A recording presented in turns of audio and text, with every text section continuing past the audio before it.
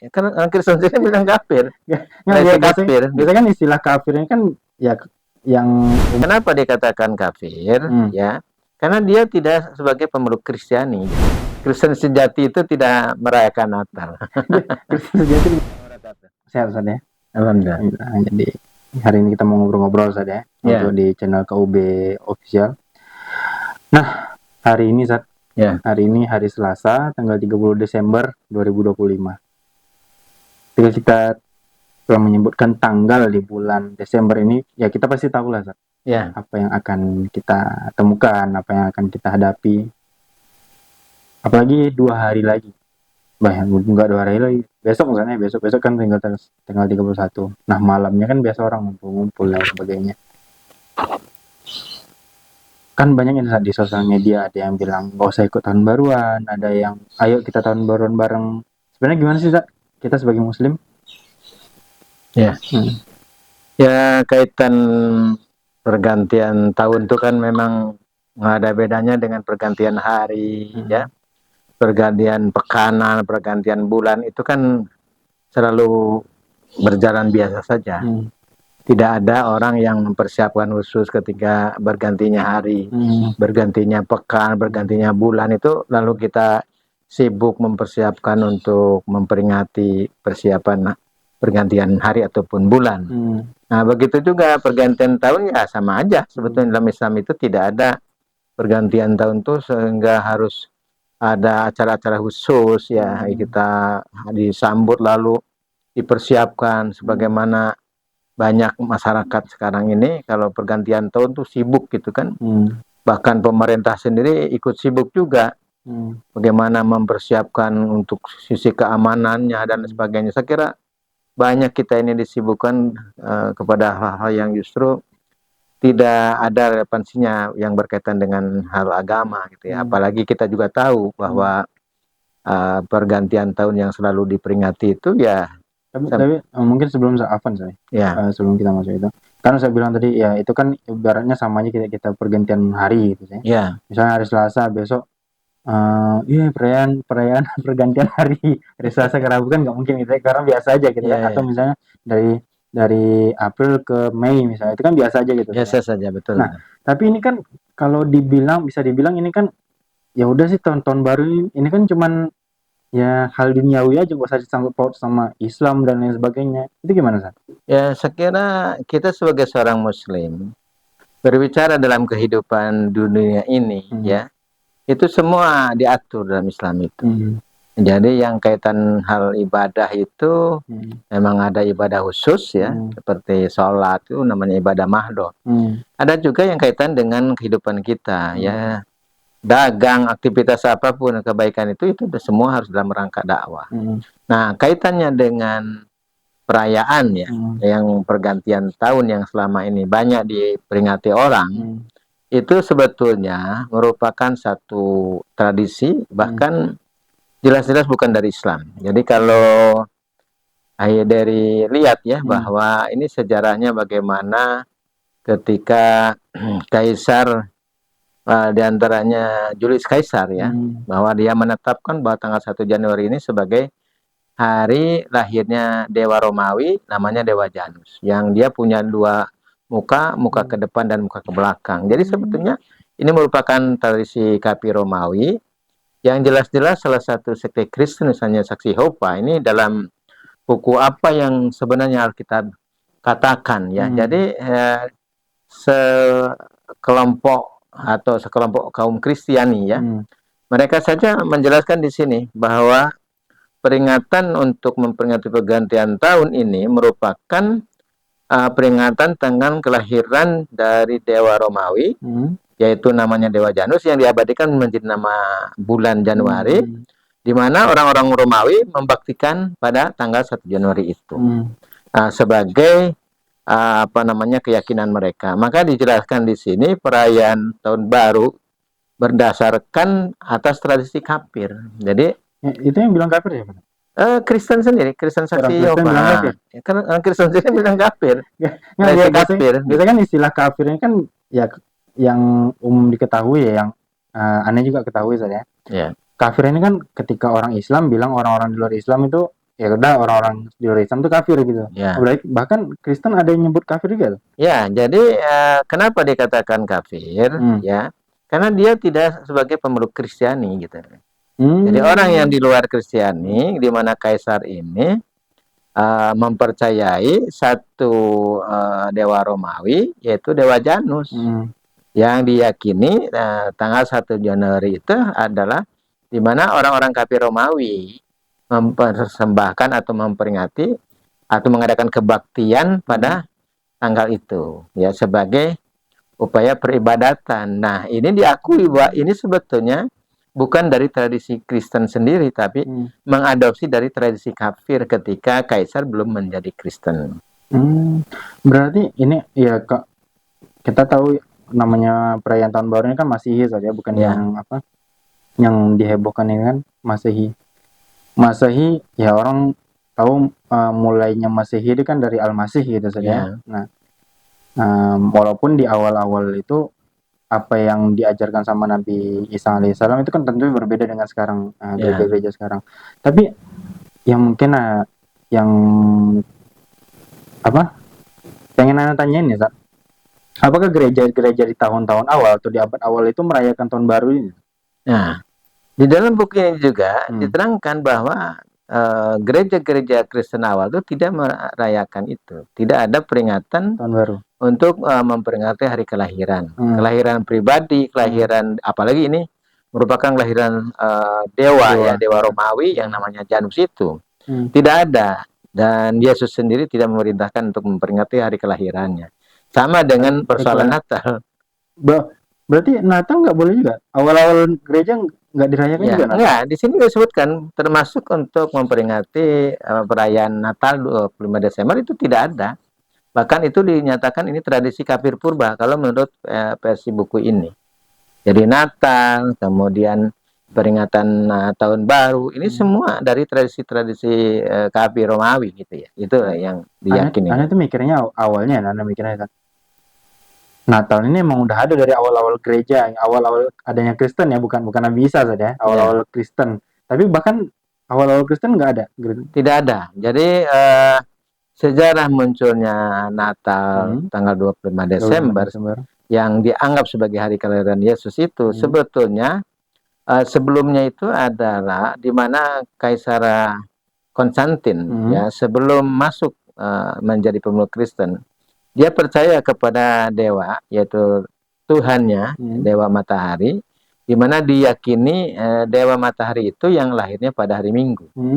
Maka Minggu dikenal dengan istilah Sunday. Oh, Sunday. Ya, tanggalnya 25 Desember. Nah, setelah Kaisar menjadi pemeluk Kristen, maka perayaan untuk memperingati Dewa Matahari menjadi perayaan Natal gitu. Jadi perayaan Natal Yesus Kristus 25 Desember itu adalah pengganti dari perayaan memperingati Dewa Matahari. Jadi yang sama-sama ibaratnya sama-sama didewakan ini. Ya. Jadi itu sebetulnya. Jadi bukan tradisi Kristen awal, ya. Bahkan 3 abad sebelumnya itu tidak ada itu perayaan-perayaan itu. Berarti di abad-abad awal gereja itu nggak ada? Tidak ada. Makanya ada istilah Kristen sejati itu tidak merayakan Natal. Kristen sejati di mana? Kristen sejati ini ya ini pengakuan dari Kristen Saksi Yehova. Mereka mengklaim ada Kristen sejati yang artinya mengambil dasar-dasar perayaan itu ya dari Alkitab. Jadi anggap ini tidak Alkitabiah gitu ya. Karena Yesus sendiri tidak pernah lahir tanggal 25 Desember ya. Bahkan kalau Saksi Yehova mengatakan lahirnya Yesus diperkirakan tanggal 1 Oktober. Jadi banyak versi sebetulnya tentang kelahiran Yesus itu. Jadi menurut Saksi Yehova, Kristen sejati itu yang nggak merayakan Natal kan? Nggak merayakan Natal. Karena itu jelas-jelas perayaan Natal itu merupakan pengadopsian ya dari tradisi kafir Romawi di mana Kaisar Konstantin sebelum memeluk Kristen dia percaya kepada Tuhannya itu Dewa Matahari itu yang lahirnya 25 Desember pada hari Minggu itu. Nah, sehingga itulah dijadikan menjadi hari kelahiran Yesus itu yang disebut dengan istilah Natal itu. Begitu. Oh, berarti ya tentang berarti kelahiran saya ya. Nah, terlalu jauh. Kita balik ke tahun baru gitu, tahun baru. Nah, Barusan Anda tuh dapat poster di beberapa daerah itu kayak, ayo kita refleksi diri di malam tahun baru dengan doa bersama, dengan zikir atau dengan merenung, muhasabah dan lain sebagainya. Nah, ini kan aneh pikir ini positif sebenarnya. Ya. Positif. Dengan misalnya daripada entah yang pacaran, daripada entah yang main kembang api dan lain sebagainya, mending zikir gitu. Zikir kita di akhir tahun, mau pergantian tahun kita zikir, muhasabah dan lain sebagainya. Nah, jadi itu gimana, Sat?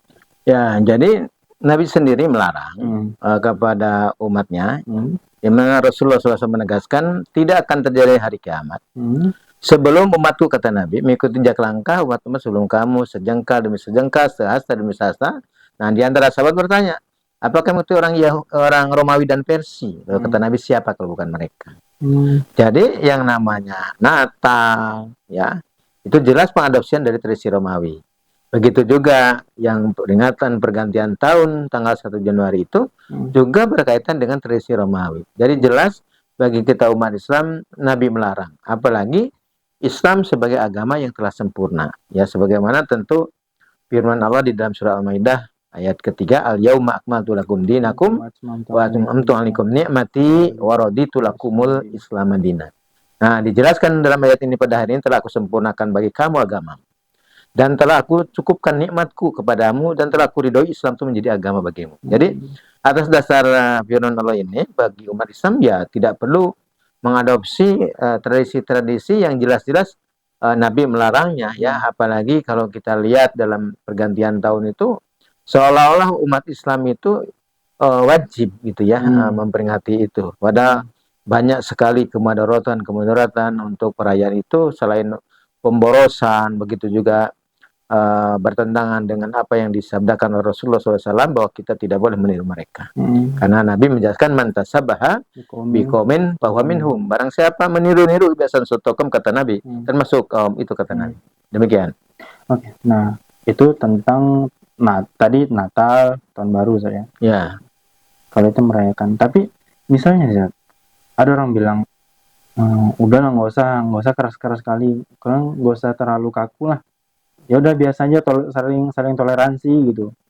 Itu gimana? Maksudnya toleransi ini sebatas apa sih gitu? Ya kaitan dengan persoalan toleransi ini kita harus dudukkan ya. Kalau bagi umat Islam ya menyangkut persoalan-persoalan yang ada unsur-unsur berkaitan akidah ya, bertentangan dengan kaidah tauhid, mengarah kepada kesyirikan ya tidak ada toleransi ya. Apakah itu dalam rangka sejarahnya memperingati kelahiran dewa itu, dewa Janus, jelas-jelas memang dewa Janus itu, dan dinyatakan oleh Kaisar Julius bahwa tanggal 1 Januari itu ditetapkan sebagai tahun baru, yaitu hari Tuhannya itu ya. Jadi itu jelas tidak perlu ya, tidak ada toleran dengan hal itu ya. Mungkin ada beberapa sebagian umat ini karena melihat di malam tahun baru itu banyak macam-macam kegiatan ya. Dari mulai membakar petasannya, membakar apinya, ya, kembang api maksudnya. Belum lagi yang tiup trompet. Mungkin di tahun ini aja yang agak sepi ya, agak kalem ya. Biasanya kalau tanggal-tanggal 27, 26 tuh udah propet ya, udah banyak yang jualan, karena sekarang ini berkaitan dengan terjadinya musibah bencana ya, yang terjadi di Sumatera Utara, di Aceh, di Sumatera Barat ya. Sehingga Gubernur DKI saja untuk menghimbau tidak boleh mengadakan bakar-bakaran kembang api ya. Nah, begitu. Jadi itu jelas-jelas banyak tradisi-tradisi dari agama-agama di luar Islam ya. Baik itu membakar petasan ya, kalau dalam keyakinan agama yang di Cina itu membakar petasan itu untuk mengusir setan, mengusir roh-roh jahat begitu. Pantas orang kalau Imlek itu petasan full sebenarnya. Iya, karena di acara itu diyakini adanya satu dewa namanya Sansu ya, dewa raksasa gitu. Itu hanya takut oleh 3 macam. Apa itu? Takut oleh suara petasan, takut oleh api, takut oleh barongsai.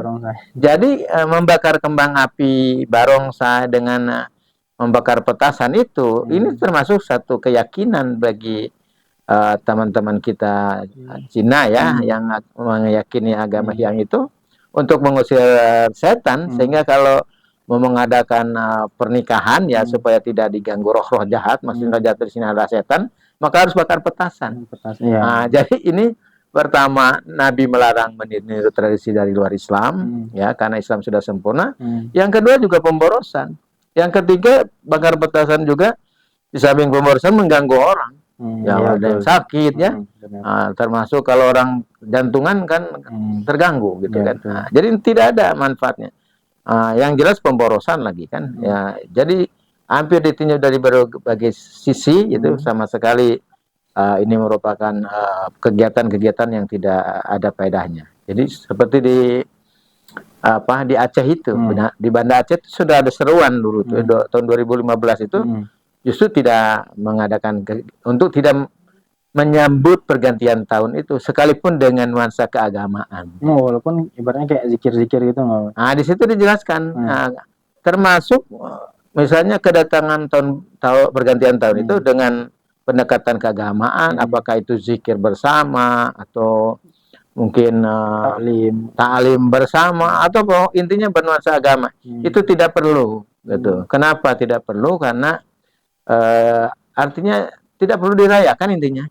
Biasa-biasa saja seperti pergantian bulan lah begitu. Intinya itu, dan itu banyak penghematan secara biaya dan juga bisa terhindar dari perbuatan maksiat-maksiat begitu.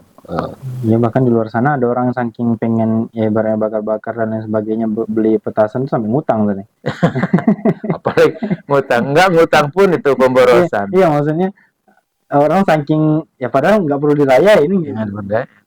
Berarti memang ternyata banyak sekali perayaan-perayaan atau ritual-ritual yang tidak sadar kita lakukan, ternyata itu bukan hanya sekedar ritual duniawi saja. Ya, banyak berhubungan dengan agama-agama lain. Betul. Dan Nabi sudah menekankan untuk tidak menirunya ya. Jadi ternyata kalau kita patuh terhadap apa yang dilarang oleh Allah dan Rasulnya, banyak faedah buat kita. Termasuk buat pemerintah saja, nggak usah sibuk-sibuk kan.